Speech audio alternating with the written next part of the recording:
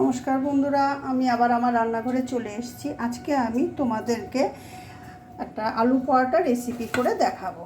তোমরা আলু পরোটা কম বেশি সবাই খেয়েছো, কিন্তু আজকে আমি আলুটাকে বয়েল না করে পেস্ট করে আমি আলু পরোটা করে দেখাবো। তো চলো কীরকম করে করছি দেখাচ্ছি। দেখো, তাহলে দেখো আমি এখানে আটা আর ময়দা মিলে এই 400 গ্রামের মতো নিয়েছি, কারণ আমার বাড়িতে 400 গ্রামের মতো লাগবে, তো আমি 400 গ্রাম নিয়েছি। তোমাদের মতো হিসাব করে নেবে যতটা লাগবে।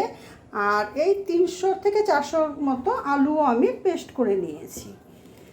তাহলে আমি প্রথমে এর মধ্যে তেল দেব। পরোটা বানাতে গেলে রিফাইন্ড তেল দিতে হয়, আমি এর মধ্যে রিফাইন্ড তেল দিলাম। আর দেব এর মধ্যে নুন, পরিমাণ মতো নুন দিয়ে দেব একটু ধনের গুঁড়ো, পরিমাণ মতো একটু ধনের গুঁড়ো দেবো জিরের গুঁড়োটা, এই মশলাগুলো তোমাদের যে যার মতো দেবে, আমি আমার মতো করেই দিচ্ছি, এরকম করে করলে বেশ ভালো লাগে, টেস্ট হয়। আর দেবো আমি চিলি ফ্লেক্স, ঝালটা আমার ঘরে খুব কম খায় বলে আমি আমার মতো করেই দিলাম। দিয়ে আমি এটাকে সুন্দরভাবে প্রথমে আমি মিশিয়ে নেব, একটু ভালো করে একসাথে করে নেওয়ার পর আমি এর মধ্যে আলুটা দিয়ে দিলাম, পুরোটা দিয়ে আলুটাই দিয়ে শুধু মাখবো। এর মধ্যে কিন্তু আমি জল দেব না। আলুটা আমি একটু কম দিতে পারতাম, কিন্তু কম দিলে কি হবে, এর মধ্যে আমাকে জল মেশাতে হতো, কিন্তু আমি আলুটা মধ্যে এক ফোঁটা জল দেব না বলে শুধু আলুটা পেস্টটা দিয়ে এটাকে মাখবো। সেই জন্য আমাকে আটা ময়দার সাথে প্রায় অ্যাডজাস্ট করে তোমার আলুটাকেও নিতে হয়েছে। তো চলো এটাকে আমরা এরকম করে মাখবো। তাহলে দেখো আমি এটাকে পুরো এক ফোঁটাও দিইনি, জল দিইনি, পুরো আলু দিয়ে এটাকে আমি মেখে নিয়েছি। এবার আমি এরকম ছোট ছোট লিচি করব।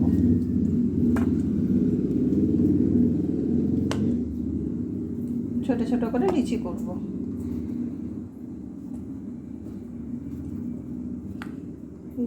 আমার যতটা লাগবে আমি ততটা করব, বাকিটা রেখে দেবো, পরের দিন দরকার হলে আবার করব। ফ্রিজে রেখে দিলে কিছুই হবে না, একদম ভালোই থাকবে। আমি এরকম লিচি করব। এবার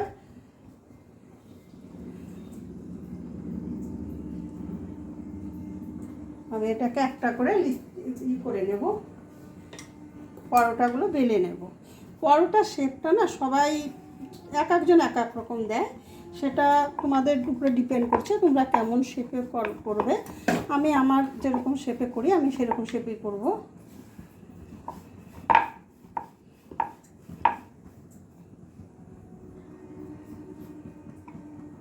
আমি এরকম শেপেই পরোটা করি সব সময়।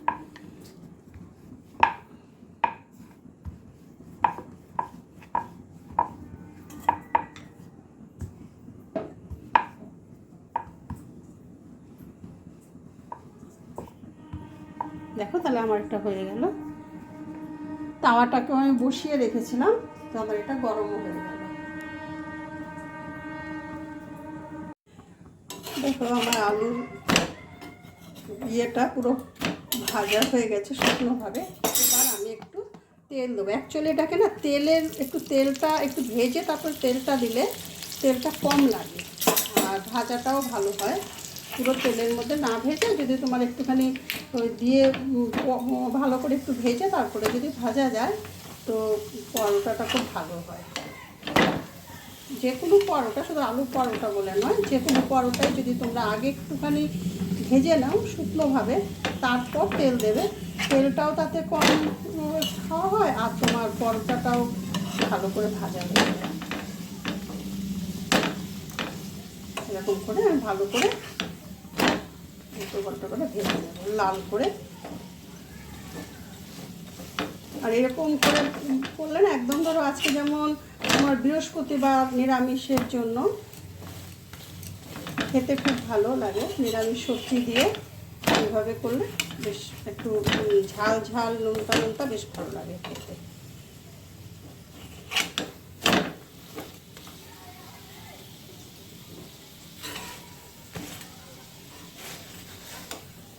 আমার হয়ে গেল। দেখো তাহলে বন্ধুরা এই হয়ে গেল আমার আলু পরোটার রেসিপি। আমি এই একটা রেসিপি আমি লাউ দিয়ে বানিয়েছিলাম, তোমাদেরকে আমি পরে একদিন শেয়ার করে দেখাবো কি করে লাউ আর ডাল বড়ি দিয়ে করেছিলাম। আর আলুর দম দিয়ে আলু পরোটা পরিবেশন করো, তোমাদের জন্য করেছি।